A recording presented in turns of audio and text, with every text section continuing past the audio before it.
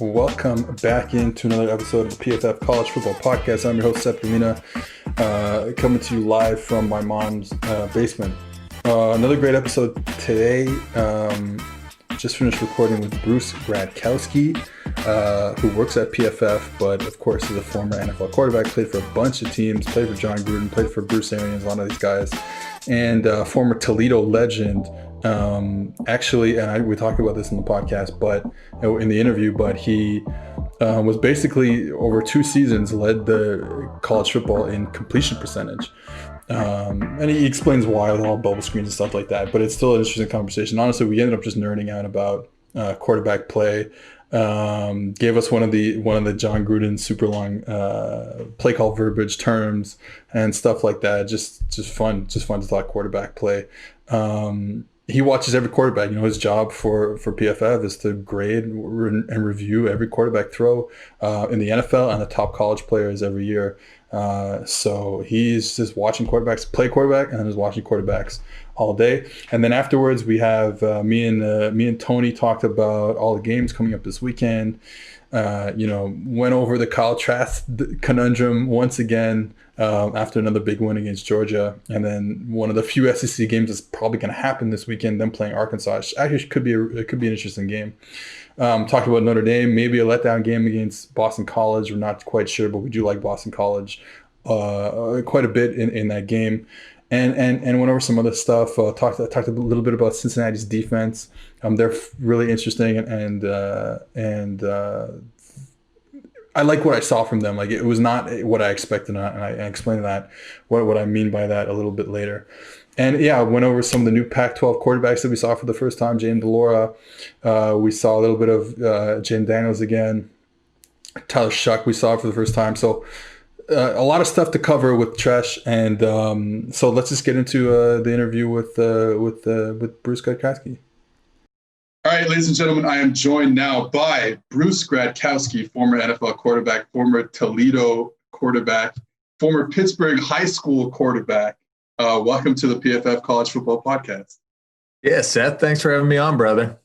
Okay, so I wanted to get started with your high school career into college. So you obviously end up being an NFL quarterback, but I would imagine clearly not a lot of Power 5 offers since you do end up at Toledo. So my question is, did you think at the time when you were coming out of high school, you're like, okay, why am I not getting these offers? I know that I can play. And then clearly you do end up being an NFL quarterback. Or was your time at Toledo worth it you needed that time there to develop into that type of player?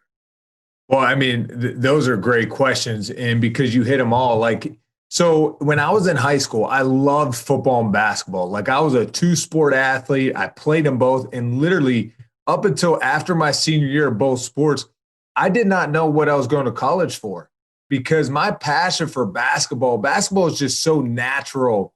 In basketball also, you can control if you have a good game or not. Football, such a team sport, right? So you're relying on what position did you play? So I was like a point guard, shooting guard. So I could handle the ball pretty good.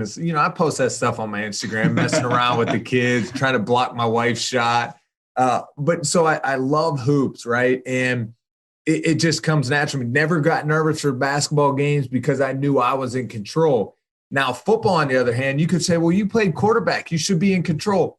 Well, you are, but is your offense line going to pick up that blitz? Is the receivers going to separate against the good defensive backs that we play? So it's the ultimate team game. So when it came down to it, Seth, I had a few offers for basketball, and honestly, a bunch of 1AA offers for football, like Delaware, Richmond wanted me to play both, Eastern Kentucky. And so I was kind of unsure what I was going to do. And then I was like, you know what? I think I'm built more for football. I'm not the tallest guy. Who knows how far I could go in hoops. And you believe me, I love football too. So I'm like, I'm going to stick to football.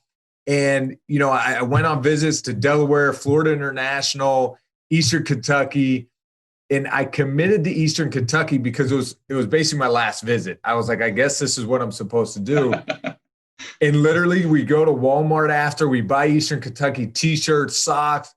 The next day I'm in school and the Toledo coach calls me and he wants me to walk on. And I said, coach, I appreciate it, but I have a full ride to Eastern Kentucky.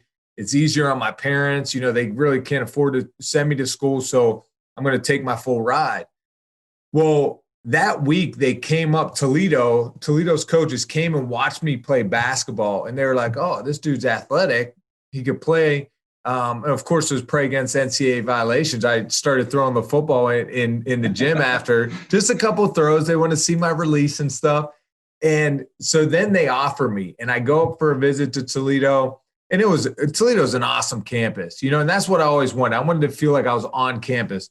But I'll tell you what, I always wanted to go to Penn State growing up. I grew up in Pittsburgh. I wasn't a big Pitt guy. I wanted to go to Penn State, Joe Paterno, Nittany Lions, that just whiteout. That stuff was awesome to me. And that never worked out. So, so to answer your second question, I needed Toledo, because I feel like if I would have got offered to Penn State, Pitt, Florida State, just any big school, I might have got lost in the shuffle. Yeah. I'm not the biggest guy. I don't have the crazy strong arm, no sex appeal, right? For coaches to not continue to try to recruit over me. But I had the mindset, I had the mentality. I'm tough. I work hard. I control what I can control. So, it did work out that I look back and I'm like, man, it was such a blessing in disguise that I wasn't heavily recruited.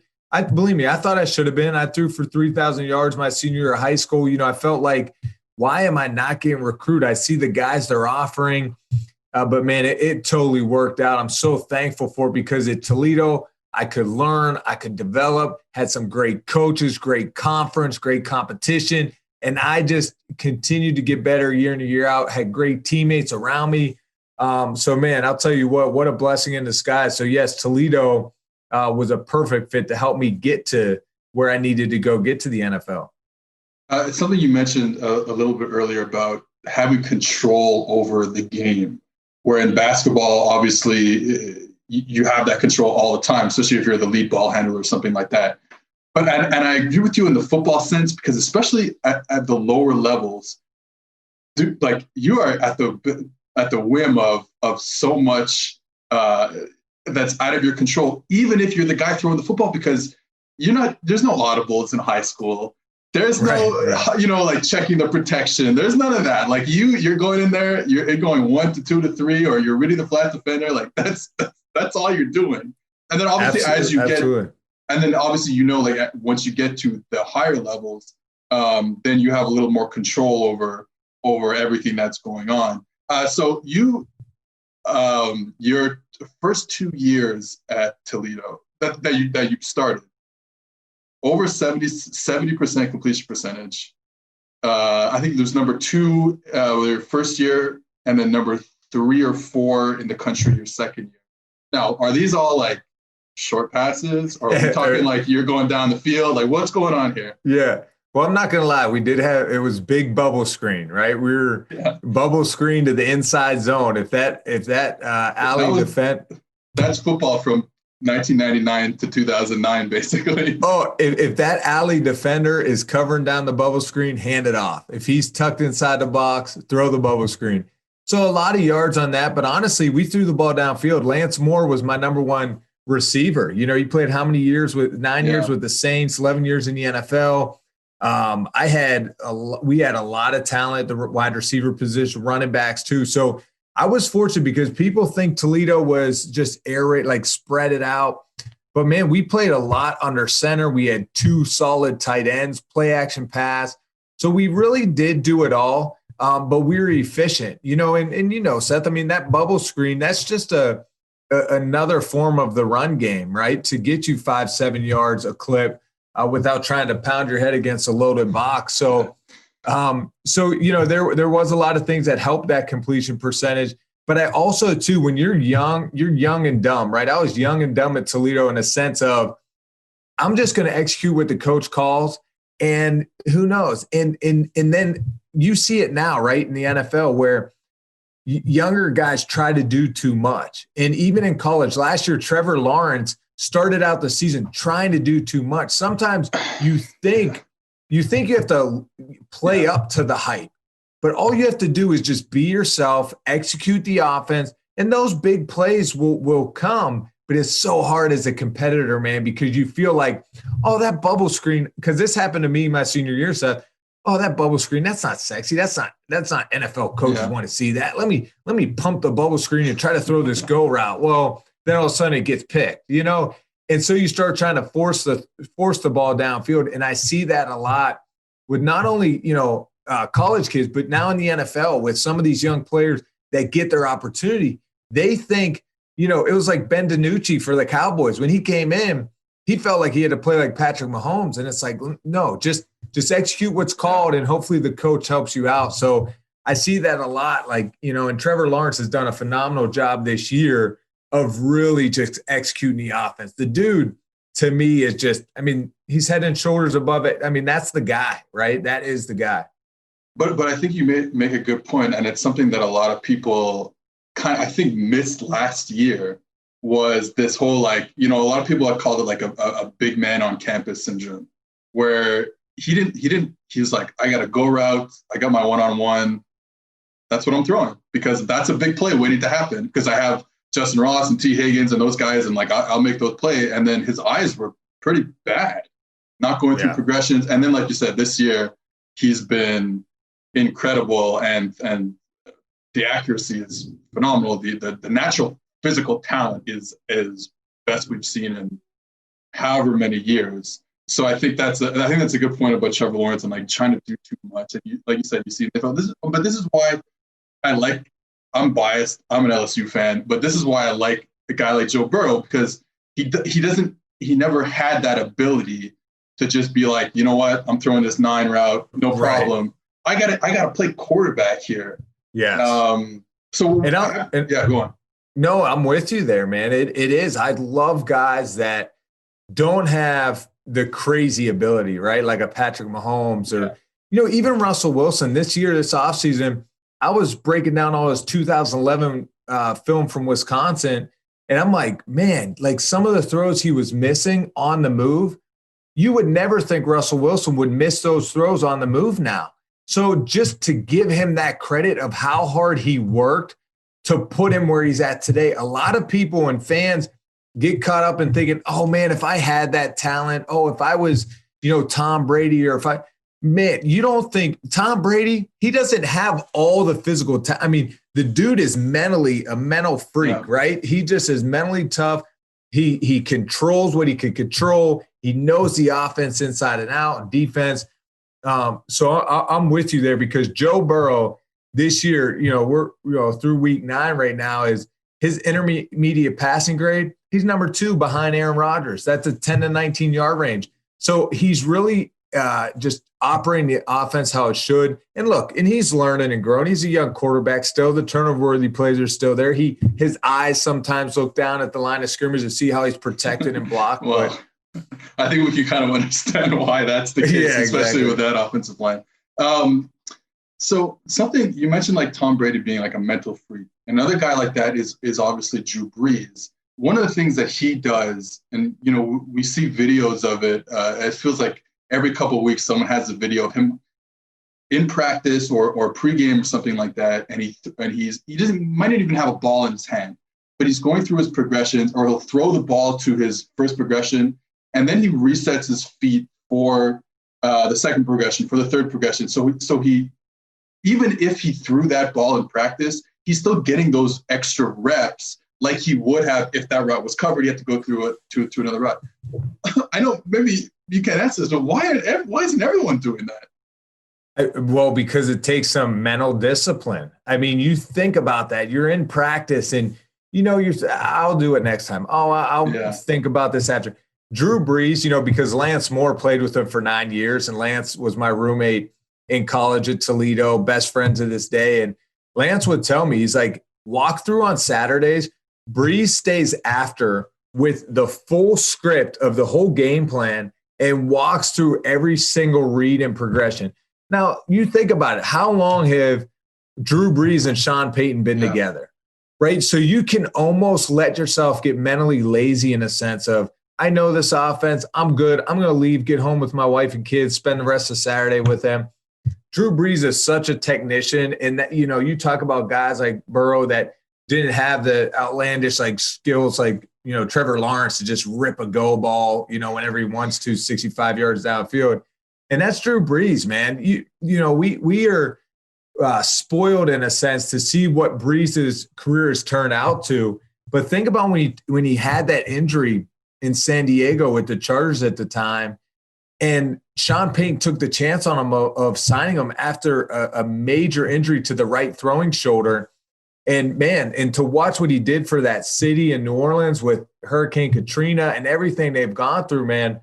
And now the Saints are a legit competitor every week. So it's been, Brees' career has been so fun to watch because of that, because he takes care of his business, and it's good to see he's playing better.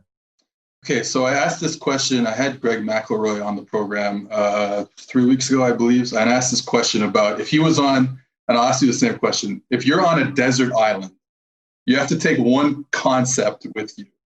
And it could be 4 words, or you could be more specific with a personnel grouping or a formation or something like that. So what Greg said was 4 words from trips, with that over route. Right. I'll go special. I'll go special. What's yours? Like you got one play that you got to bring with you for the rest of your life. What is it? Well, honestly, that's what I was going to say. I'll go special. Yeah. Because it's funny, because as a quarterback, you're taught, man, you can have a shot, right? If it's cover 2, hit the guy down the middle. If it's single high, press outside, throw the go balls. If it's quarters, you can have a chance of the go ball, or, check it down. And then if it's cover 2, take the shot downfield to the middle. If not, check it down. Like, your back is such a good option on all go special. Yeah. That's why. Yeah. That's why we talked about Drew Brees before. How many times they run all go special, 4 verts, whatever. And then he just hit, and then it's cover 2. So you get a one-on-one with the Mike and the running back, and Alvin Kamara is just killing guys left and right. It's crazy. It's unbelievable. And honestly, the ball is going to go to the back 60% of the time on that call. And that's where your coach builds confidence in you, right? If you're Justin Herbert, if you're Joe Burrow, Tua, and coach can call trips right, 3-jet, all go special, and count on he's going to make the right decision. If he's not going to force a go ball or a seam downfield, if it's not there, he's going to get to the check down. So now the coach can call it again. Now, there's so many things that play off that, right? You could call trips right, 3-jet, all go special Puma. In an offense I was in, that meant the Z and the X receiver on the outside now run 15-yard comebacks. So now if it's quarters, just throw the comeback. You got the one-on-one outside. You could have trips right, 3-jet, all go special Y search. So now all of a sudden, now the Y, instead of running his crossing route, now he searches for that hole in the zone. And Zach Miller and I, when we were at the Raiders, used to run that play all the time, and it was money, man. But I'll tell you another formation, though, that I would take is like the snug concept, right? You see the Rams run it all the time, where you got the Y and the Z on the right side, and they're snugged into the formation. You got the F or the U back and the X snugged into the left side. So and you have so much misdirection, play action pass off that I really love that formation. Yeah, and I think that's what's becoming in vogue. Not just in the NFL. I mean, definitely in the NFL, but I think in college football too. You're seeing a lot more of that. The other thing that I've been noticing in college football this year is that and we've been talking about this at the NFL level for such a long time, is there's so much more motion now at college too. I actually did some numbers yesterday, and I think I haven't read it in front of me. In the SEC, in 3 seasons, motion is up about 15% from 2017. So just like incredible amount. But my question is, and I don't know if you can answer this, but like, you're going no huddle. This isn't a huddle situation where you can just tell everyone what they're doing. And like, for people who don't know, listening how a huddle works, especially at the NFL level, this, like, there's a lot of times where you're just telling everyone what to do. Like, am I right? Am I right in that? Yeah. Okay. Yep. So now you're no huddle, and you're trying to get all these formations, the formations and the motions, and then the play concept and everything, and protection, obviously. how do you think that works at the college level? How do you think they're getting that in? And then I guess the follow-up question is, how was the play calling at Toledo when you were? Yeah, so the play calling at Toledo, we signaled from the sideline. You'd have like 3 or 4 signalers. One guy's live, and you signal in the formation, you signal on the play, the protection, and the quarterback then would relay it to the offensive line. So, if I got the play that came in, like we used Yankees Hot was like our quick game, right? That was a protection call for the offensive line. That's how it's protected. So I would see the whole play get signaled in, and then I would go up to the offensive line because they're not looking at the sideline. I'd say Yankees Hot, Yankees Hot. So now they know the protection. The receivers running back, they see the signals. Well, now sometimes what you're seeing is there's one specific guy just signaling to the offensive line, and then there's guys signaling the whole play to the rest of the group. So they do it multiple different ways. But you're right, so much has to be communicated through hand signals, through gestures, through the big posters. In the NFL, we're spoiled, man. We have that little speaker in the back of our helmet. I probably have one in my helmet over there behind me. But, in that speaker, we get the coach's call right in our ear. And sometimes, like when I was a rookie and John Gruden screaming in my ear, I wish I could pull those things out or press the mute button maybe. But we are fortunate in the NFL to have those speakers for the communication. What is the are the John Gruden play calls like that excessive? So here's one, and I'd say this one all the time because it really kept me up at night as a rookie. Because, Seth, I didn't want to get in the huddle with Joey Galloway, Mike Allstott, and not be and stumble over my words, because then they're going to look, oh, this rookie doesn't know what he's doing. So this play, man, I memorized it like the back of my hand. I was confident of it. So it was Indy right 10, X short, fake 96 power king, naked left X slide. So now breaking it down for you, right? Indy right was a formation. So it was a 2 tight end set, 2 tight ends to the right, the running back, tailback way out to the right, and then the X in like the Z receiver to the left. Now the X at the time was Michael Pittman. So he was a running back, but he was kind of in different personnel grouping. So Indy right's a formation. Indy right 10 is a shift for the tailback back into the backfield. So Indy right 10, X short. So once I send the 10 back in, he gets set. Now I motion down the X short. So Indy right 10, X short. Then now fake 96 power king. So now we are faking the 96 power king to Cadillac Williams it was. Naked left, X slide. So now you remember I brought that X in short motion. He's going to pop back to the backfield, act like he's going to lead Cadillac Williams on a power king. All of a sudden, boom, we fake. Now the X slide, naked left X slide. So all that verbiage for a 2-yard gain. But it's funny because like there's nothing crazy about the actual concept that you just said. It's a play that I think a lot of teams run these days. Like you talk about the Rams and that snug formation, like they're running that slide motion, that slide. Just hit it. You're trying to hit the guy in the flat, right? You're moving it, hit the guy in the flat like that. Every team runs it, but I can say it in 3 words at the college level, of course. And then that goes back into the whole motion thing, because you can tell the guys 10, X short, and get all that stuff and change the look pre-snap for the defense. Because I don't think in college that once the spread happened in college, like I made the joke earlier about like how that bubble screen, inside zone bubble screen was all of college football for about 10 years. That you lined up, and I don't know if this was true at Toledo, but you lined up in 2x2 or 3x1 and you played, and that was it. That was it. So it is crazy to see how teams are like getting more, because you can't do that anymore. Teams are too good. Defenses are too good you can't just line up and play. But what did you like as a quarterback? There's discussion about like Aaron Rodgers and how they're using motion now. Did you like a static set, or did you not mind having people move around because you knew you could get something out of the defense that they didn't want to show you?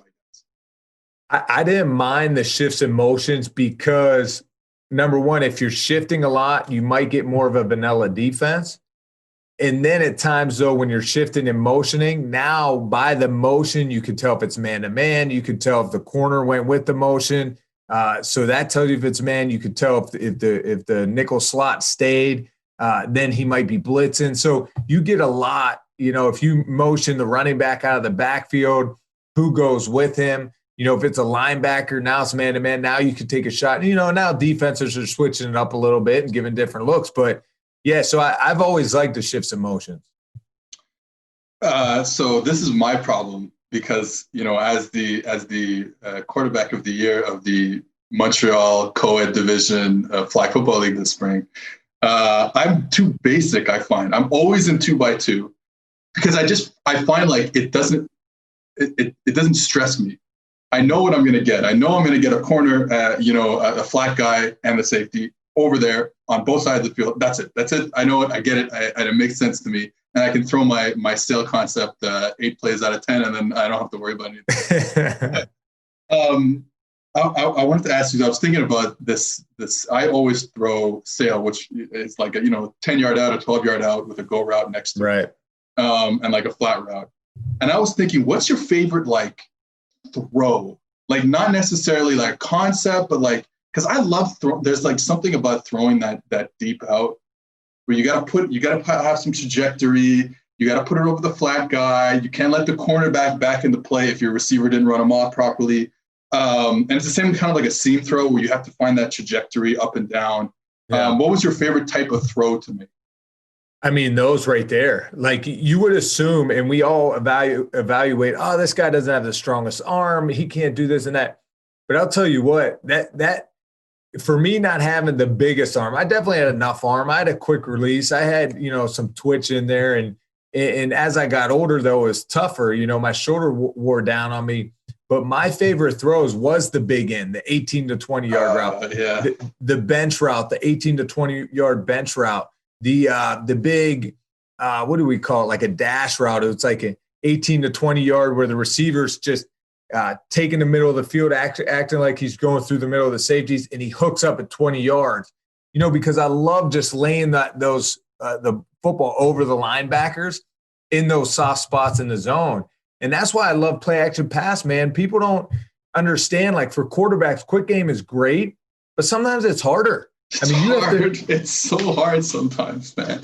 You have to make quick, decisive decisions, and then you have to be pinpoint accurate. There's a lot of guys in the middle. There's a lot of guys up to the line of scrimmage. And then if you're a smaller quarterback, now you're worried about them knocking down a pass or so. So, I think a lot of people get enamored with the quick game, but it's tough, man. I just think if you can have the protection, those 18 to 20-yard routes, man, are just lovely for a quarterback to throw.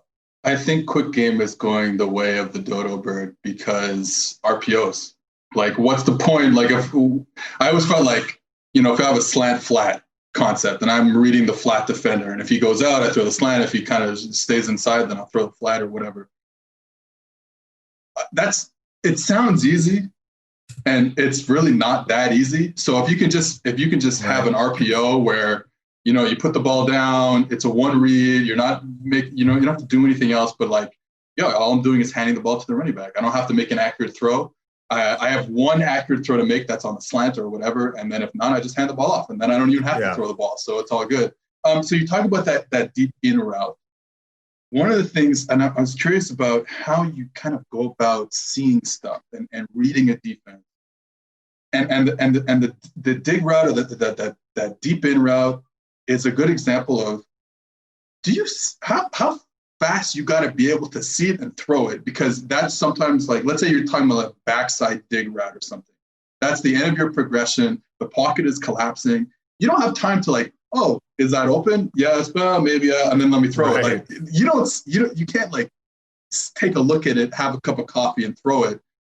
You just gotta kind of. Is it a feel? Is it obviously practice helps and stuff like that. But how do you see things open up and stuff like that?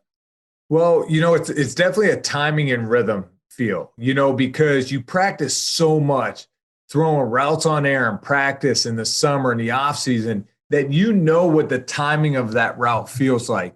So if you could get back to your drop and you see the defense of what they're in, what the coverage is in, where the underneath defenders are, now you know, just trust your timing and boom, lay that ball into that hole, and that receiver should run right in there and catch it.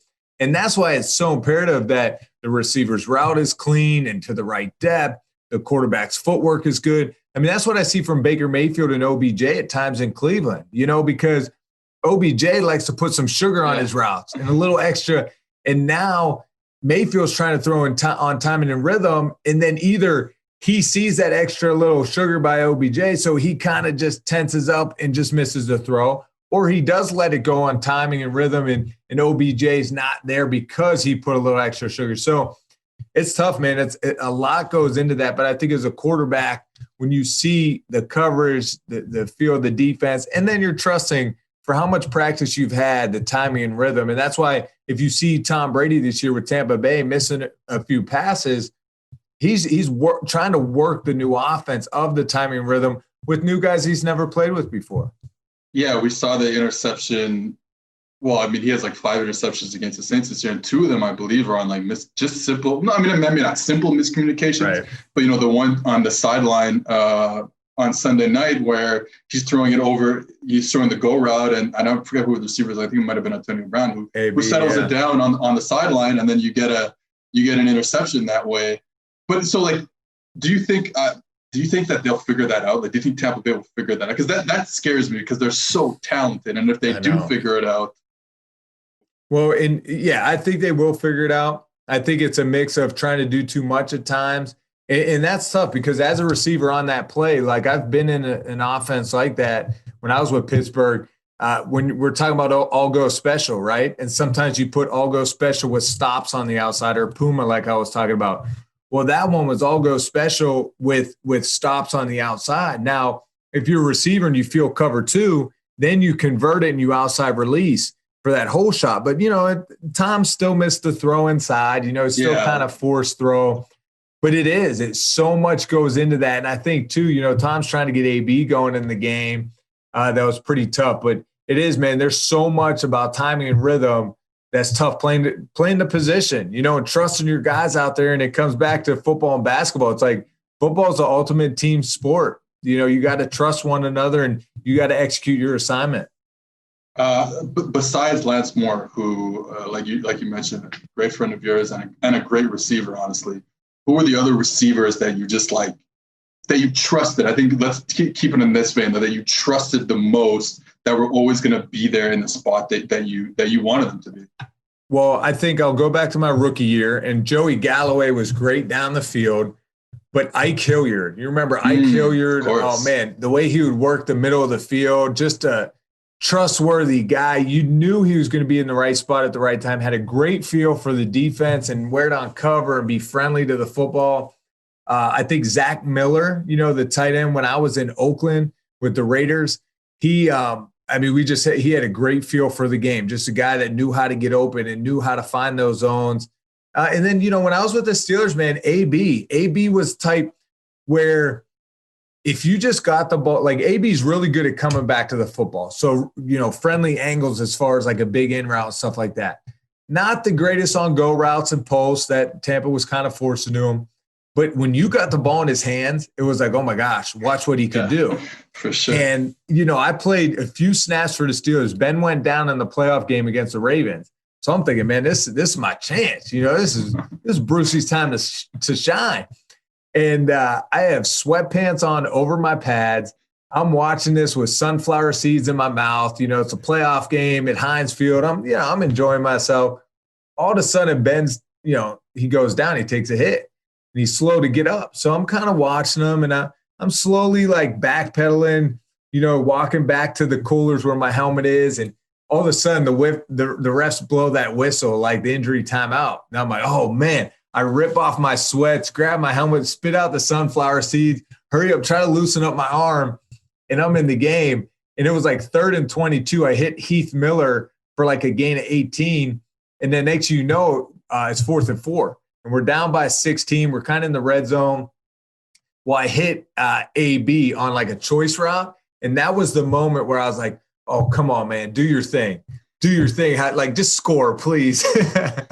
And just watching him, shimmy and shake through the middle of the defense, he's pretty spectacular that way. Yeah, I mean, we've seen it. It's a special football player on the field. It's incredible. So when you were at Toledo, I was curious about like your mechanics and how they changed throughout the years. And then my kind of follow-up question is, when you talk about quarterback coaches, when you get to the NFL level, and I'm thinking about a guy like Carson Wentz, are quarterback coaches like, would you say they're like mechanical quarterback coaches? Like, me coaching like, 18-year-old kids, you don't have a choice, right? Some of them come in and they have trouble and you got to fix it. Now you get to the NFL, like, do you as a quarterback, you got to do that by yourself in the off season, or does your quarterback coach work with you in that sense? And then what's the difference between like the quarterback coach in college and the NFL? I know there's a lot of questions there. Yeah. No, I mean, you're right. It just depends on each level. If you're in high school or even lower, now you're talking about the mechanics, the little minute details of throwing a football, footwork and all that, using your body weight. And then as you get up, college, kind of same thing. College for me, high school to college, I remember I was probably more over the top delivery. And I remember my college coach just saying, your release is too slow. So I just figured it out. How do I get it out faster? And I just, how did it feel to me to get the ball out faster? And in that sense, I kind of dropped a little bit to 3/4 delivery, but I could get the ball out faster. So you kind of just navigate through those times. There's times in my career where I'm like, why can't I throw like a tighter spiral right now? So you mess with your grip and how you're holding the football and what's comfortable and all that. But at the end of the day, man, you just have to trust yourself and what feels comfortable and good to be the most accurate you can be. Not every delivery is going to be, perfect and ideal, but how can you get the ball there fast, quick, and precise is the biggest thing. And I think in the NFL, I learned too, like in college, I was one of those guys, I held it up. You remember Aaron Rodgers. Yeah. You hold up on a shelf. That's from like 1992 to like 2007. We all had it like this. That's it. And so then, in the NFL, I started holding it right between my chest, and I was actually more comfortable. My shoulders could relax more and the ball came out like a lot better. Yeah. So it's crazy to think that I used to teach the same thing, put it up on the shelf, and then you realize how much more comfortable it is when you can carry it, lower. But yeah, absolutely. You kind of played right before, I think, the boom, the explosion of these private quarterback coaches, which I think have made. So my theory is that when you look at guys like true freshmen coming into college, you look at first year guys in the NFL, better than they've ever been, in my opinion. So I look at a guy like Sam Howell come in and North Carolina and dominate. Keaton Slovis at USC come in and dominate. And then, so many first-year guys come into the NFL over the past few years and can play with the big boys right away. Do you think just the amount? So my theory is the amount of reps. It doesn't even matter. You could have the worst private quarterback coach in the world, but if you're out there throwing the ball as much as these kids are throwing it in the off season, that's gotta be good. That's gotta be a positive, right? Well, Seth, that's a great point, man, because at the end of the day, it comes down to the individual. How bad do they want it? How bad does that quarterback want it? You can hire the best coach, the best instructor, personal trainer you want. If you're not willing to commit to it, if you're not willing to take the time and set aside time to go out and work on it yourself, you're not going to continue to get better. Coach can't be with you 24/7 every hour of the day, week, month, year. It's up to you to kind of continue to try to get better and want to get better. Because when I was at Toledo, I took time to go out on the field, no receivers. It was a new offense. And I did what, we were talking about with Drew Brees earlier. I worked on my footwork. Here's my footwork when I'm throwing a slant under center. 1, 2, 3, boom. Here's my footwork when I'm throwing a slant from the shotgun. Catch, twist, ball. And I just constantly did that. So then when the play's called in practice, I'm not thinking about my footwork. I'm not thinking about where to put the ball or hold the ball. It's just natural. Now I'm worried about reading the defense, seeing where my throw is, going through my progressions, stuff like that. So it is huge that kids don't just get enamored by who's my coach, who's my personal trainer. Man, if I could only have the money to go hire that guy, I'd be Tom Brady. No, man, it's about, I mean, nowadays, YouTube it. Go pull up YouTube. 100%. Throwing mechanics and drills, and go in your backyard and practice it yourself. I mean, if you have the drive, if you really want to go get something, you have to do it. I mean, no one's going to kind of continue to pull you along. You have to decide. And when you decide, just act, just go do it. I'm 32 years old. I will not. My dream of playing in the NFL has come and gone. But I mean, look, I coached quarterbacks for a long time. But I'm walking around the house and I'm have an imaginary football in my hand, and I'm always doing this and going through because it's just like a natural thing. And I think the kids have to do that too. All right, last question before we go. Another technical question. I've heard, so everyone plays in the shotgun now, especially in college. We are seeing, I think, maybe a little bit. Some teams will go under center now a little bit. I mean, if Ohio State goes under center sometimes. But do you need to, and a lot of quarterback coaches I've talked to are talking about this idea that, especially in the offseason, even if I'm not an under center team, I got to teach my quarterback footwork from under center, because that ability, that technical skill can lead itself to better footwork and more, I don't know a good word for it, more like cleaner footwork from the gun. Yeah. Because there's a very different, there's almost like it's a fight or flight thing from under center, because you're right next to those guys who want to beat you up. Right. You got to get out of there. And you can't be lazy. So I guess that was my question, is like, do you think that learning both, even if you're just in a shotgun-based offense, is worth it? Well, footwork starts from under center. That's the base. That's where it develops. That's where the rhythm and timing, you feel it, right? So it starts under center. So you have to understand what the footwork is, taking a snap from center, under center, dropping back, throwing that hitch, throwing that slant, throwing that curl, throwing that out, throwing that go. And now let's go to the shotgun. Now this how it translates you in a shotgun now. Now it's this for the hitch, the slant, the out, the go. And then you keep working that. And it's working that. And it's not comfortable. It's not always easy. But I believe the base and the fundamental start of footwork is under center. You have to learn it there. And then whatever your offense does in the season, as you get, you learn and grow. John Gruden, for me, my rookie year, we didn't even have the shotgun. They didn't believe in the shotgun. And then he brings in Jeff Garcia the next year and he puts a shotgun in. I'm like, dude, I'm 6'1", too. Why couldn't I have the shotgun? Why couldn't I get back and be able to see better? But I do think footwork always starts under center. Okay, one more question now that we're on the subject of footwork. There's a video that is on YouTube of Aaron Rodgers talking to Josh Rosen when he was like preparing for the draft and stuff. And they're talking about dropbacks and stuff like that. And Rodgers tells Rosen one of the things that so like for our listeners who don't really understand like this type of technical aspect of football, the dropback it's all timing. Once you get to the end of your dropback, you're trying to have an idea. You should have an idea of whether you're going, let's say, to your first progression. Like, so you hit your back foot and your timing, and you can transfer your weight and throw the ball there. And then as you move forward in the pocket, your eyes are moving to second progression, third progression. That's kind of the basics of how dropback, how the technical aspect of dropbacks work. What Rodgers was telling Rosen was he doesn't want to hitch up. So if he gets like a pre-snap look or something that tells him that this route might not be open and he should probably be going to the second progression, he'll add steps to his dropback so that he can only hitch up one time. And I mean, that's like next level stuff. But were you changing your dropback based on all these little things, or were you more, I go back, like I coach 18-year-old kids, like I get to teach them one thing, like 1, 2, 3, hitch, and then that's it. So were you when you get to the NFL level, is there more of that going on?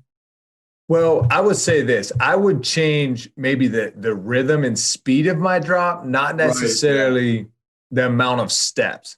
So if I knew, oh, this guy's has press and he's going to run this comeback, and usually I'm in the shotgun going 5 steps, 1 hitch and ball. Now that 5 steps might be a loping, slow 5 hitch ball. So I could kind of keep my timing of my drop. The other thing too, I wouldn't want to add steps just for the fact of your tackles. The deeper you get in the pocket, now you just hurt your tackles. And I see that from Justin Herbert some. He's drifting back in the pocket and not up. Kyler Murray, I know he's a smaller quarterback, but I feel like those windows will open for him at times if he hitches up in the pocket and then escape and then use those lanes to escape. Don't keep trying to run around a defense. I mean, he does it at times.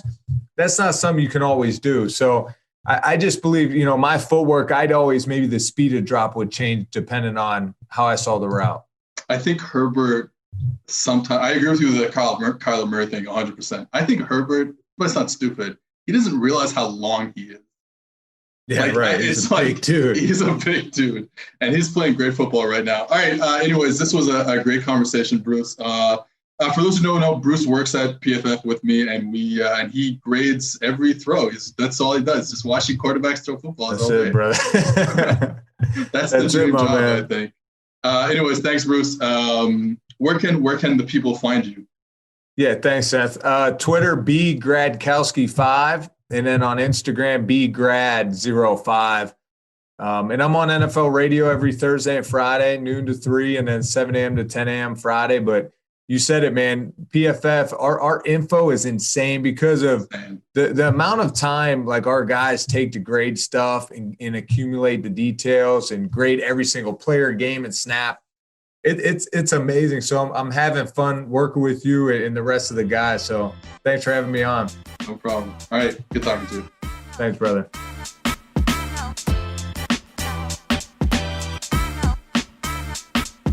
All first-time depositors at Monkey Knife Fight that put at least $20 into their account while using promo code PFF will receive a free PFF Edge annual subscription. So that's a $40 value for just $20. And you'll get that opportunity to turn that $20 into even more money playing daily fantasy football and prop games at one of the fastest growing fantasy sports sites in the USA in Monkey Knife Fight. Go to Monkey Knife Fight and deposit your $20 with promo code PFF today to receive your free PFF Edge annual subscription. PFF and Sunday Night Football's Chris Collinsworth is teaming up with one of the best players on and off the field, 49ers All-Pro cornerback Richard Sherman. The Chris Collinsworth podcast featuring Richard Sherman is available now wherever you find your podcast. They will provide the most interesting football conversation in sports every week. And sometimes that means the discussion will venture off the field too. Additionally, Chris will be taking a dive into the game of football as he sees it, inviting in the best and brightest to talk about everything that is happening in the great game of football. Mark your calendars. You do not want to miss the best 60 minutes of insight this season. MooseFit is a premium online workout program and remote coaching service that provides you with daily workouts based on your goals, the time you have available, and the equipment that you have at your disposal. Purchase your MooseFit membership and a MooseFit coach will reach out to you with a questionnaire. Based on the information provided in the questionnaire, your MooseFit coach will either assign a pre-made program to you or will create your custom program for you. No two programs are the same. MooseFit is well equipped to help provide you with daily workouts that will help you reach your health and fitness goals. For PFF listeners, use code PFF50 and receive 50% off your first month. For more information, check them out on Instagram at MooseFit or on their website, www.moosefit.com. In these uncertain times, life is full of questions like, when should I start thinking about life insurance? But however difficult these questions may be, Western and Southern can help you answer them. Backed by over 130 years of experience, together, we can look ahead to leave the unknown behind. Western and Southern Financial Group. Life insurance, retirement, and investments.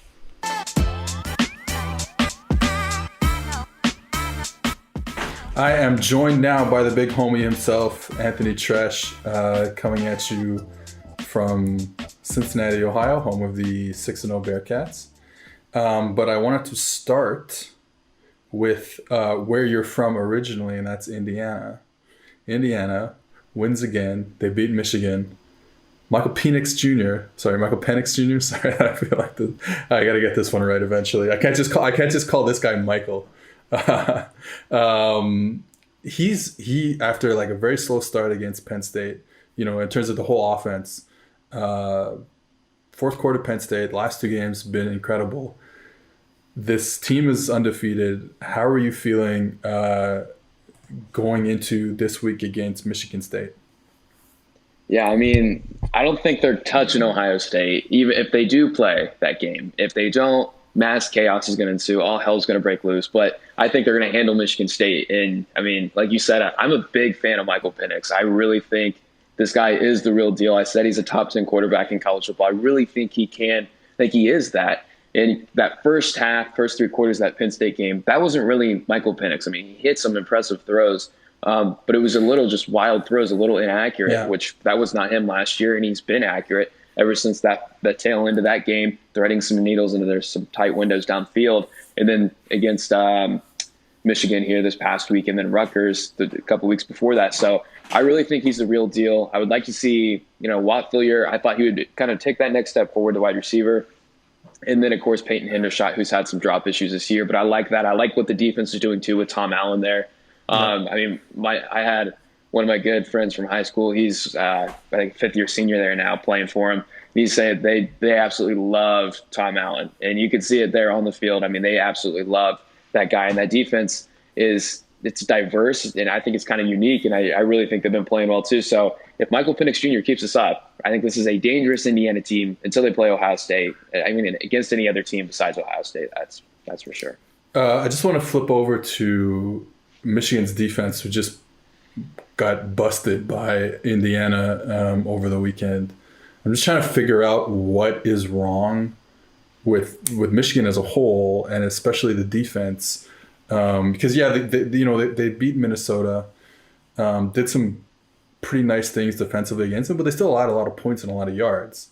This wasn't like it just so happens that Minnesota's defense is absolutely god awful, and so they scored a bunch more points than them. But the defense played average, and then they've been bad the last 2 weeks. And I'm just watching them on film, and I just find it's like a twofold situation there. Have they recruited well enough at corner, like on the outside? Probably not. Have they adapted because they don't have those players on the outside? No, they haven't. And you saw again. What did we talk about last week? We said what I said was, is it sustainable for Michigan to just allow so many one-on-one deep balls down the field? We saw it with Rocky Lombardi last week, 2 weeks ago against Michigan State. And I was like, oh, you know what? There's a chance that teams are going to keep throwing these one-on-one vertical shots, and Michigan corners are going to make plays. They're not like automatic completions. Even if you have a talent discrepancy, they're not automatic completions. So I was like, all right, well, maybe that doesn't happen again. It happened again. They just can't play on the outside. They are the worst. Them and Illinois are the two worst. I mean, Illinois played. Illinois is bad. We know they're bad, but Michigan has been the worst team at covering outside receivers in terms of passer rating efficiency, EPA per play this whole season. And so you got that aspect, and then you're playing a lot of man coverage. And what did Indiana do? They just ran picks and rubs and got people open, catch and run in the flat because the linebackers were late because they were getting picked and their eyes were in a bad spot and they were in man coverage. And it's just it's like a never-ending cycle there for Michigan. And it's really bad. It's like really bad. This might be one of the how bad is Michigan, I guess is my question. Yeah, they're really bad. I don't want to name anyone by names on the defensive side of the ball, but the outside corners have been atrocious, like you said. I mean, 13 explosive plays allowed in 3 games. That's 3 more than any other outside corner unit in the Big Ten. It's been so bad. The offense, too, Joe Milton, he's been a roller coaster. He can make some impressive throws. He's got a rocket, an absolute cannon, but I don't think he can read defenses. Yeah, he makes so many bad throws in there. You saw it when he tried to hit the cover 2 hole against Indiana. Completely, I don't even know what he was thinking. Didn't see the corner there. Interception. I mean, it was pretty bad there. So I think it's going to be a very down year for Michigan. And, it goes back to that Minnesota game, and we were both like, let's hold off before making any takes, because dude, I thought that game was more about Minnesota playing bad than Michigan playing good. So, that was an ugly game. Still a good win for the Hoosiers. First time in 50 years. I forgot to tell that. First time in 50 years they're in the top 10. Might be another 50 crazy before they get back, but it's nuts.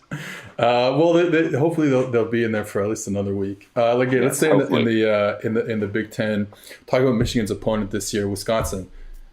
Like, it feels like 10 years ago that we last saw Wisconsin on that Friday night against Illinois, but they did a job against that team. Can they do another job against like we just said, another bad Michigan defense? Like, is Graham Mertz that good? Is he as good as he looked against Illinois? Probably not.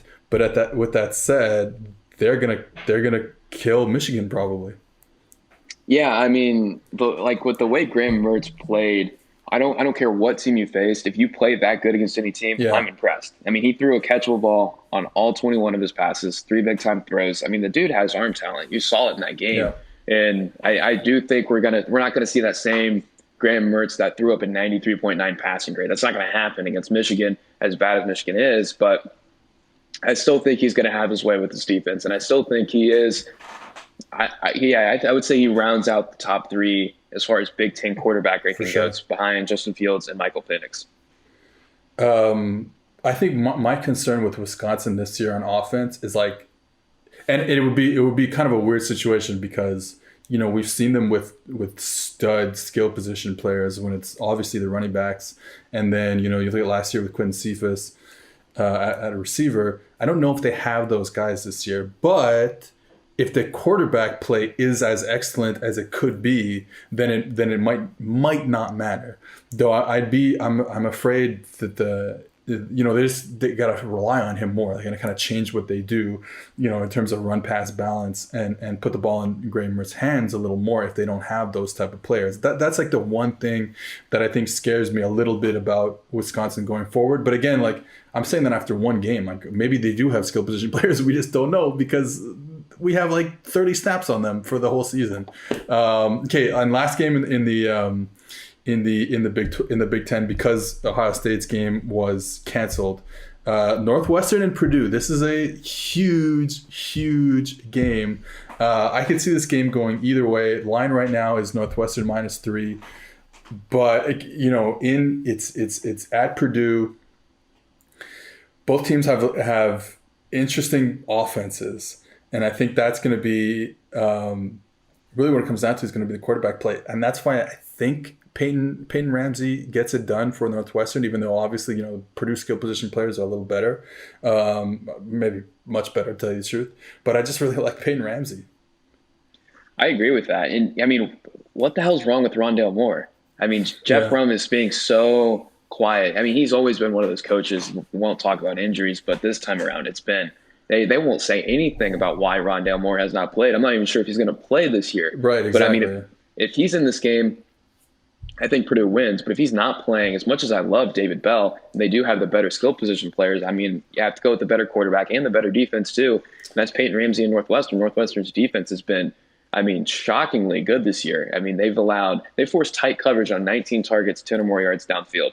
They've allowed 1 catch, 5 interceptions, 5 forced incompletions. I mean, they've just been, lights out this year. And then Peyton Ramsey had a couple of bad plays under pressure last week. But I think overall, when you look at his clean pocket play, it's been incredible. I mean, he's right there, at the top of the Big Ten when you look at his clean pocket passing grade. And still, despite that and the lack of receiving threats he has, because it's definitely one of the lower, as far as the skill position player goes, it's in the, bottom tier of the Big Ten. They still have the second most efficient passing attack in the conference. So I'm definitely surprised Northwestern's even ranked this year. I would not have expected that at all. I would have said you're smoking something if you told me this was going to happen. But I mean, here we are in 2020. Anything is possible. It's going to be really interesting. Yeah, this game is, because as you said it, I wouldn't be surprised if either team wins by a couple scores. It's an overtime shootout, whatever it is. Okay, you talk about great defense. Well, first of all, I want to give a shout out. I think his name is Peter Skoronsky, the tackle for Northwestern, who is putting up lights out. He's having a light. He's a true freshman or a redshirt freshman, having a lights out season for Northwestern. Um, shout out to him. So, anyways, talking about good defense, I finally sat down and really watched Cincinnati, and they are as fun as I thought it was like, play a lot of man coverage, and Luke Fickell coming from Ohio State, I thought it was going to be that same Ohio State system, like a 4-2-5, very rigid, I guess I would say, in their structure. So everyone has a gap, everyone has a man, and we just play football, and we're better than you. And that's not at all what I saw. Now they do play, like I said, they do play a lot of man coverage. They do show man coverage and play it, but it's from a 3-down front. It's from like almost like a 3-3-5, though you could almost call it a 3-2-1-5.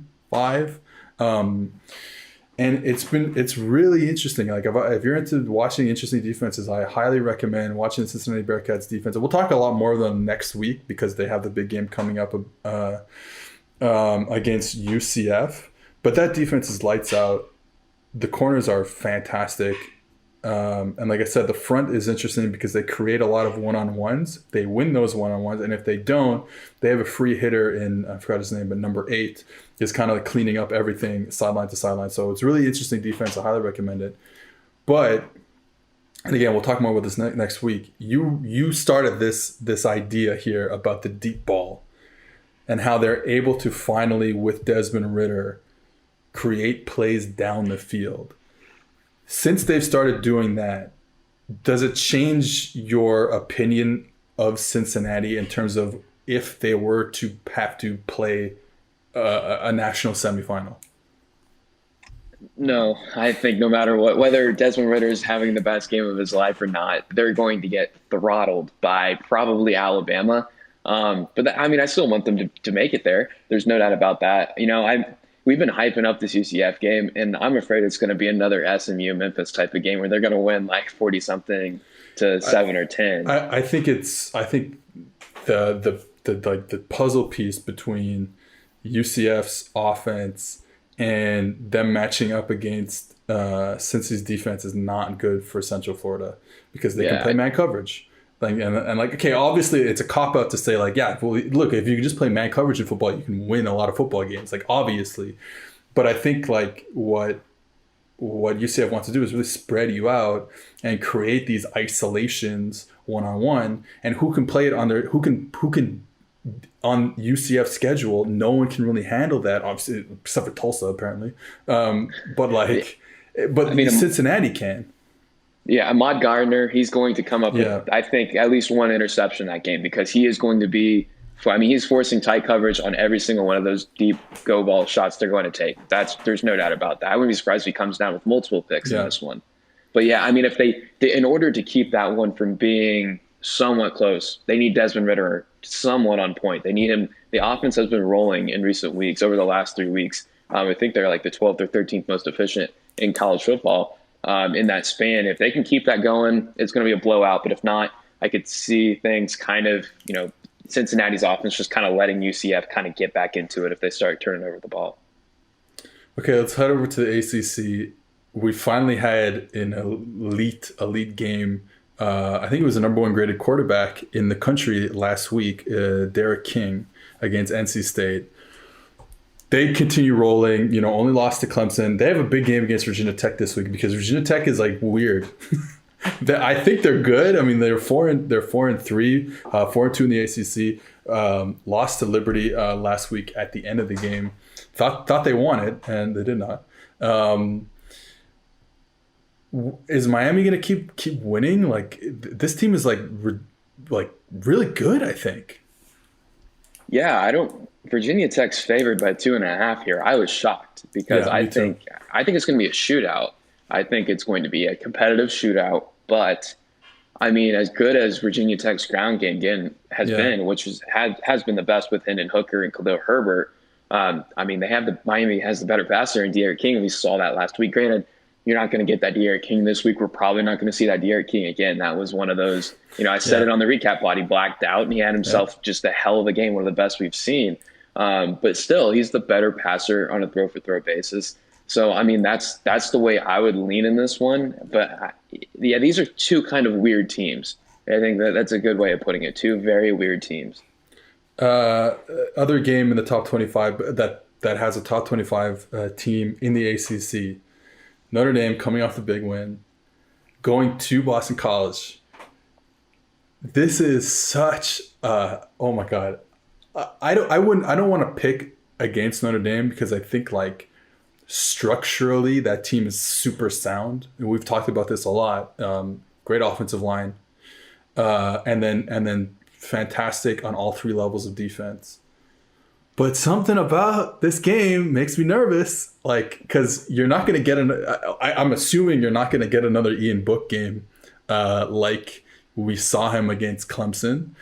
It was like 90 plus grade, which is only the second time he's ever done that. At least I'm pretty sure against at least a Power 5 team in like 2 years. Like 2018 versus Stanford is the last time he had a 90 plus grade up until Clemson. So you probably, maybe he's turned the corner, I don't know, but you're probably not going to get another game like that. Boston College can play defense. They're a little streaky on offense. But if Phil Jerkovic is good this game, he can easily be the better quarterback in this game. And I don't know. I like something about this game. 13.5, like Notre Dame favored by 13.5. That's a lot. That's a lot. Boston College is not that bad. Yeah, you read my mind too, Seth. And you haven't seen this yet, but I just got done writing the preview article that we put up on PFF.com previewing all these big games. And my prediction, my pick for this, I word for word, I said I kind of want to go against the grain here and pick Boston College because of those reasons. But what's kind of leaning me away from not doing that is Phil Jerkovic the last two games has not been, he's always been a roller coaster, to start the year, really high end, but some low end in there too. But now he's just kind of been, it hasn't been a roller coaster the last 2 weeks. He's just been straight downhill, 90-degree, sub 60 PFF grades, the lowest of his career so far in each of the last 2 weeks. So I'm kind of nervous about this one. But if this game was 2 weeks ago, I'm picking Boston College because Phil Jerkovic, he was rolling. He was playing a lot better than Ian Book was. So I agree. We're not going to see Ian Book perform at this level again. He's not as good as what he was last week, I don't think. I wouldn't be surprised if Boston College wins if Phil Jerkovic kind of gets back to what he was to start out the season. But I think this will be ultimately a closer game than a lot of people think. Yeah, I think for me it's the closer game because I don't know if you're going to get a more explosive play out of Notre Dame's offense than you saw last week. I don't see it happening. You look at score a lot of points against Clemson, though a lot of field goals too. But let's not forget what they did against Louisville. You know what I mean? That also happened, and they're probably somewhere in between those two games, and that could be good for Boston College. All right, let's go into one of the few SEC games we have left, with everything else being postponed at least. Arkansas, Florida. All right, here we go. We're gonna talk about Kyle Trask. Dan Mullen does not ask Kyle Trask to do a lot of heavy lifting. That's like close to as factual as you can get. But with that said, when you look at the game against Georgia, he put the ball, especially on the sidelines, especially to the boundary, he put the ball in some fantastic places. And that's kind of why we're a little, we say take caution when we talk about Kyle Trask as like an NFL prospect or something like that, because we do believe that Mullen is doing a lot of the heavy lifting. But the accuracy is there. He's stopped, turning the ball. He stopped throwing to the other team, whether those end up in turnovers or not. He has stopped doing that for the most part. And Florida skill position players, they're basically the most efficient team when they throw underneath. That's all them breaking tackles and doing all that stuff and making plays for their quarterback. Is that how you feel about Kyle Trask as well? 100%. And when I read that article saying he's not an elite quarterback, this is exactly what I was saying. because, I mean, you have to give a lot of credit to Dan Mullen and Brian Johnson, the OC there, for what they're doing, plus the skill position players. Now, Kyle Trask is a great quarterback at doing that. Like you said, he is very accurate with the ball. He's doing everything. Grades in the 80s for us. Like, that's good. Exactly. Like, that's not bad. Exactly. And outside, and that kind of, there should have, that one pick six, that was totally on the receiver. The other Absolutely. pick, there should have been another pick six there. Yep. But Webb dropped it. That was kind of 2019 Kyle Trask. But like you said, he stopped doing that. I think they've made it a lot easier on Kyle Trask. So I don't think he's an elite quarterback, but I think he is a good quarterback. He needs exactly what Florida needs. And I had a lot of Florida fans tripping at me. A lot of people saying, you don't know football. You don't know what you're talking about. Kyle Trask is elite. Look at his box score. When we're saying he's not elite, it's because, you know, you have to give more credit to the skill position players and Dan Mullen and Brian Johnson, like I said. But again, he's doing exactly what he needs to do. And honestly, I was thinking about this. We're probably, you know, there was like 7 dropped interceptions he had last year. 4 or 5 of those gets picked off early on. We might see Felipe Franks as a Florida Gator right this year. I mean, when we're talking, I mean, it's kind of insane to think. I mean, this is a good thing about PFF's grading system is it helps you spot that. You know, there was so much luck involved last year. This year, completely different story. I'm not saying that, but it's just incredible to see. Now we get a revenge game, Felipe Franks. And I honestly think I kind of like Felipe Franks. I never thought I'd say it, but I kind of like him.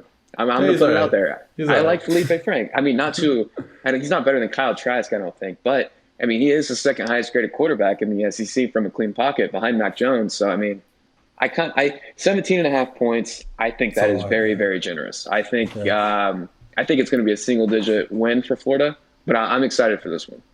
But so do we see Arkansas playing like, I mean, they've been a lot better, obviously, than we could have ever hoped. You know, they're arguably 4-2 because I continue to count the Auburn game as a win for them. But my question is, are we going to see the Arkansas team that played against Texas A&M, a team that that the gulf in talent is so much different than them, which is similar to what they're going to see in Florida this week? Or are we going to see a team that came back against Tennessee, a Tennessee team that, I mean, I don't even know anymore what to say about Tennessee. But so which Arkansas team do you think shows up this week? I think we're going to see, you know, that Texas A&M game. Yeah, I mentioned earlier with Derek King, he had one of those blackout performances. Kellen Mond had that one against Arkansas. Yeah. He was ridiculous. Yeah, I just wanted to. This is an interesting point. So that game was interesting because we talked so much. I'm over it now. Okay, I'm not talking about the air raid anymore and the 3-man rush. I'm done. It's over. Mike Leach is not going to win any more games this year. It's like we're done. We don't have to talk about it anymore. But Arkansas played a similar idea against Texas A&M, against Texas A&M's offense, and they rushed 3 like a lot. Now, if you can protect and you have a quarterback who's obviously an upperclassman, man, he can make you pay. And it's not like Arkansas's played above their weight, but it's not like they have like a tremendous skill on that team in the secondary at the linebacker position. So Mon was just sitting back there all the time in the world, which is something that Costello and whoever's played quarterback, you know, Rogers for Mississippi State has not had. And you can just pick them apart. Easy. So yeah, Mon was excellent. We finally got the Mon game, but I'm not sure the game plan really fit what you kind of need to do against Texas A&M, and that's kind of probably heat Mond up a bit. Yeah, I mean, that's a very good point. And they can't do that. I mean, it's going to be worse if they try and pull that against Florida. Because it'll get ugly really quickly. So I think we will, but I say think cautiously that we'll see, you know, the good Arkansas team. I can't bring up this stat because anymore. I was planning on it. I have to bring it. I'm looking at their schedule and I see the Georgia game in there, and it made me think Dwan Mathis. So their game's canceled. But I found a very interesting stat because if this game was played, Dwan Mathis could have been the starter. Likely would have been because of Stetson Bennett unknown with his injury. Plus, they were looking at changing the quarterback position. They're not ready to go to JT Daniels. I mean, so he has dropped back to pass 40 times this year. He has 7 turnover-worthy plays. He has. Well, they all happened in the second half of last week. Yeah, well, in that first game against Arkansas, I mean, it was so bad. And then he only has 8 completions beyond the line of scrimmage, but he has 10 quarterback fault incompletions beyond the line of scrimmage. I just wanted to throw that out there. I thought that was mind-boggling, and I just can't see how anyone thinks, Stetson Bennett healthy or not, and even JT Daniels, we've been critical of him in the past. At that point, you have to give it to the next guy because that is just bad. Yeah, it's pretty bad, and they're wasting. I was going to say they're wasting a historic defense. Maybe that's not the case anymore, as we've seen what's happened against them, what's happened to them against probably the two best offenses that they've played so far in Alabama and Florida. The point I made in my article this week about the Georgia defense was kind of similar to what happened to them against Alabama, where they kind of are doing a pretty good job of making teams play left-handed. Taking away, so with the Florida game, they took away the run game. Not that Florida wants to run the ball so much, but they took it away.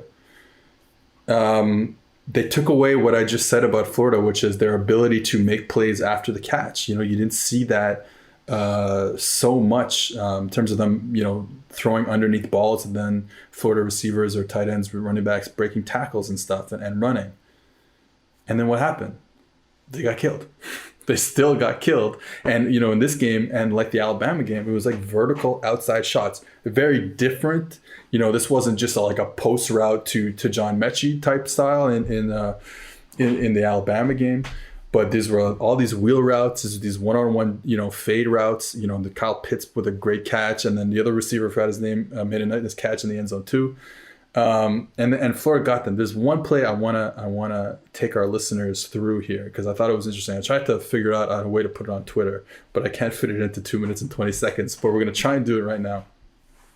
So to a single receiver side, what a lot of teams will do when they're playing two high safeties is they'll play what's called a cone bracket. And what the cone bracket means is that single receiver is going to have the cornerback lined up on him. And the safety, like I said, is two safeties. So there's one safety on that side of the field lined up, at 12 yards or something over top of him too. If the receiver runs inside on like a drag route, then the corner lets him go. And the safety, because he was already a little shaded inside, he drives down super hard on that route. And he's trying to like intercept the route basically. And the corner drops off like he was now the new half field safety. And he's looking for a crossing route from the other side of the field. So his eyes are inside looking for a crossing route.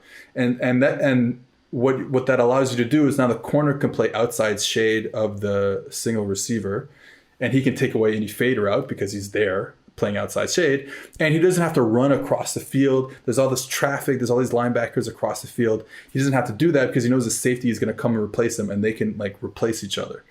So that's what Georgia likes to do. A lot of teams like to do it. There's a good play against Alabama where you see them doing that to the single receiver side. So Florida, interception by Eric Stokes, okay, pick 6. There's a kickoff. There's a player down on the kickoff for Georgia. He's injured. So there's time taking. Florida is staying on the sideline. They know what play they're going to run. They know what formation they're going to call, and they know what play they're going to run. But they're waiting on the sideline. They haven't, you'll see a lot of teams come out, line up, kind of sit there and wait for the guy to walk off, the injured player to walk off the field. But they're already in formation. The defense is out there. Everything's good, whatever. They don't come out. The second that injured player goes off the field, they kind of rush out into a trips formation with an isolated, like I said, one receiver backside. And Georgia, what they like to do is call the defense based on the formation that they're seeing, which is what a lot of teams do. So they come out there, Florida immediately lines up and trips. Georgia players come out there, they line up, but then they all look to the sideline to get the new signal. And then by the time they look back and they're still communicating with each other, Florida has snapped the football. So they're they get set for like a second. Like I wouldn't say that they're like all over the place, but they're not in. Florida's kind of given them a really quick tempo, even though it's the first play of the drive. So what happens is that receiver runs. So they're in cone. Okay, they're playing cone on the backside. That receiver runs inside. So now you're thinking, okay, we're going to switch it. So now you're going to see the safety drive down. The corner is going to start bailing off of it, looking inside. But he's not running a shallow cross or a drag route. He's actually coming to pick the linebacker. And the running back is going to wheel out of the backfield. So now the linebacker is compromised because he's getting picked. And he actually ends up going underneath the pick. the corner is compromised because his eyes are inside when he drops off and he doesn't see the running back behind his head. The safety is compromised because he sees this guy running inside release. He's got to go jump down on it. And what happens? You got a wide open wheel route down the sideline for a huge gain. And that allowed them to tie the game again. And then from there on, they were off to the races. You can make a call here. It's called Connie. And it allows them to switch that pick route with the running back and the receiver. But because Mullen did this so fast, because they didn't have a chance to line up, see it, call it, hey, wait a minute, the split's tight, I'm not liking this, let me call Connie instead of Cone. Because Dan Mullen did it so fast, no chance, big play, and they were off to the races, like I said. So, like, it goes back to what we're saying about Dan Mullen. He's good. He's really good. That's my spiel. That's my Cone spiel. He should win the Heisman. That was an excellent play breakdown. I love that article. You guys got to read the most important plays of the weekend. I absolutely loved that part. That was awesome. That was great. Anyways, Dan Mullen for Heisman. Dan Mullen for Heisman. That's all we're saying. Okay, let's get to the Pac-12 before we end things off. Our boy Keaton Slovis, not so great against Arizona State, but however. They get the win, which is great, and I think that's really good for the Pac-12 because I don't think they can afford a team like USC to lose this early. I think they need an undefeated USC, an undefeated Oregon, because they just won't have enough games played.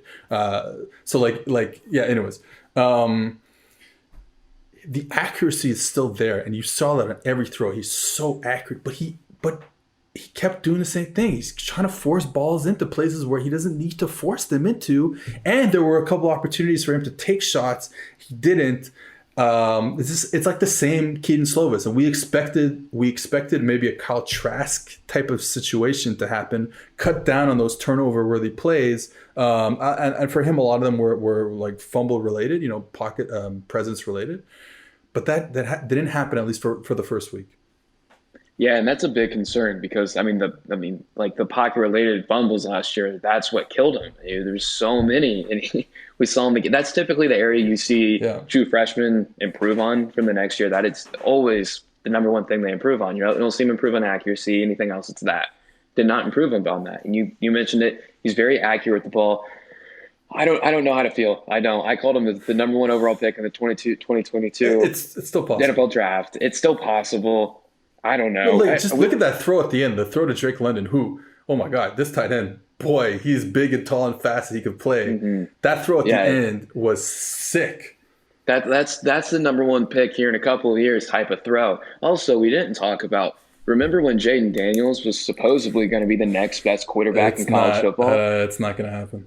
This is one of the few times that we've been right and we pounded the table and said, don't buy into it. Yeah, exactly. The athletic ability is sickening. He's fast as hell, but he can't hit the receiver. He can't throw it, man. It's just not. I don't know if it'll ever happen. Okay, I just wrote this down because I want to remember it. How did USC get back in the game on Saturday early morning in Los Angeles? There was a touchdown thrown when there was an offside. Okay. And at the end of the day, it's obviously he threw the ball up into coverage. It got tipped. It got caught. It has nothing to do with Keaton Slovis. But I have an issue. You see these teams in college football when there's an offside, and now it seems like every team is doing it now. What happens? The O-line, they freeze. They do that freeze thing. And I believe they do it so that the referees can see it clearly that it's an offside on the defense and not a false start. I would imagine that's the reason why they're doing it. So they let everyone into the backfield. Yes, it's a free play, and the quarterback ends up just rolling out and trying to throw a pass, right? I'm not into it. I'm not into it at all. First of all, referees tend to make these decisions correctly, these false start, offside decisions correctly. But if you block the players, you get a situation where you can actually throw the ball down the field like Slovis did to score a touchdown, like Aaron Rodgers did against the Saints a few weeks ago, or a couple months ago now, to score a touchdown, because you're actually protected. He can make a play in the pocket. He can move around. He knows he has a free play. He can go and get these yards deep down the field instead of scrambling for his life because you're not blocking anybody. I do not understand that one bit. I hate it. I absolutely hate it. Okay, let's move on to Preaching Oregon. to the choir. Yeah, Oregon and Washington State. This is all of a sudden a huge game because Washington State played pretty well last week. They got the victory. Jaden DeLora, 85 plus grade if I'm not mistaken. Last week, first game in the run and shoot. Something I noticed watching this game.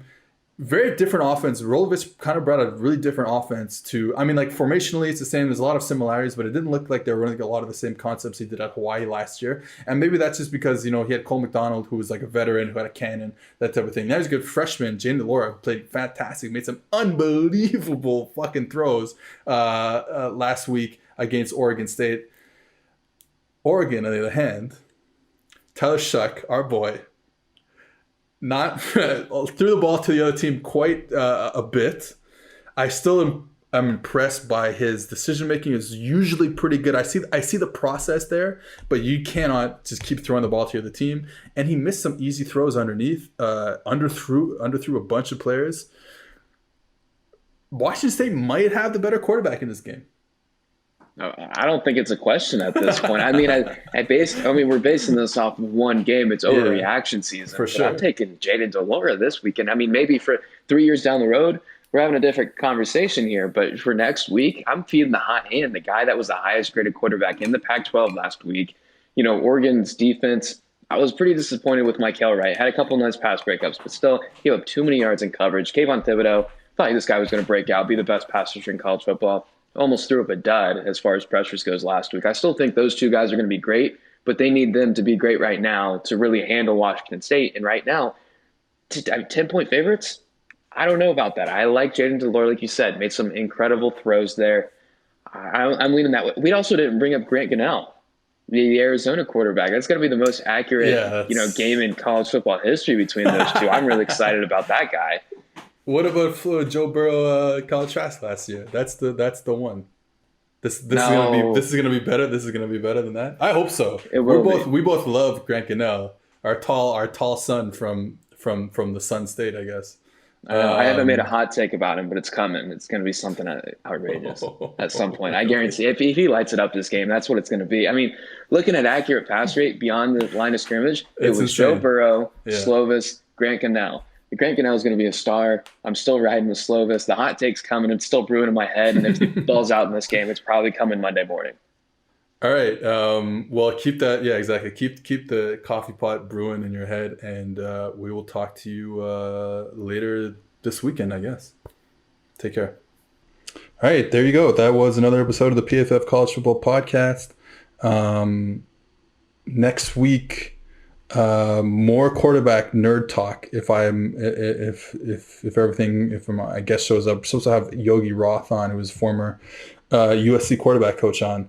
So more nerd quarterback talk. So if you're into that stuff, I think you'll be delighted by obviously what we talked about this week with Bruce, and then next week with Yogi Roth. All right, see you guys next week.